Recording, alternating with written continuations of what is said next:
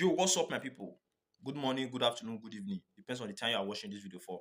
I still remember the boy Grink IGB, aka Traditional Man. So I'm here to clear the hair. I dey hear say that they thought say Peter Obi dey cry because he lose election. I go Facebook this morning and I tell you say the thing you all with me. See, let's call it spade a spade. Obi won the election. Una see am when they dey ballot boss. Una see am when they dey rig am. Abi una no get television for una house. Una no dey lis ten to Channels TV or Arise TV. Una just watch video small. Una just conclude by yourself say na so your thing happen. Una no watch video finish. When una go watch that video finish, maybe say Obi for take shed tears. Na story call dey give. Na story call dey give. Na make am the woman no fit buy oven. So the thing pain am reach bone. Na make am shed tears. No be say because he lose the election, we no, God forbid, we no fit still lose the election. Wetin dey tell me? Court mode dey go today. What are you saying? Obi no lose the election, abeg. Una no go dey follow people mouth say he lose the election, na make am dey cry. I know you understand the APC and PDP o. Their matter you get the way you take dey. Their matter you know you fit talk with. You get the way you take dey. And the way you God, I know you know.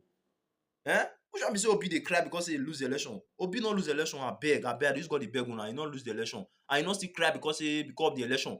He cry because of woman maybe say no fit buy oven. Na that thing weak and make am shed tears that very day. When I go watch the full video, una go understand. Because the thing you dey paro me now, this man may dey here so now they talk rubbish so see the man here with him mouth like pepper.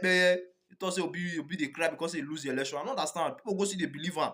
They talk say you don't come finalize the story well and now we understand. We should understand. Go and watch the full video yourself. You will understand it. I bet share this video, may reach where this man did because this man don't know what they talk. And people make their abroad and they support evil pass because they look at. No, make this country, make Nigeria better. When they travel go other country, at the end of the day, when they bring bad news, they come here. What did they solve for this country safe? I don't understand.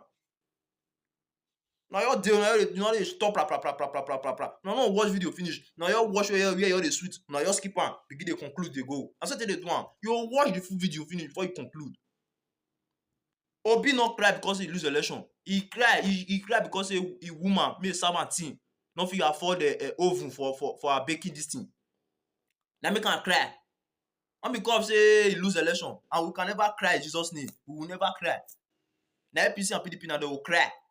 When we say court don't conclude, now they will cry, they will see am. I beg you.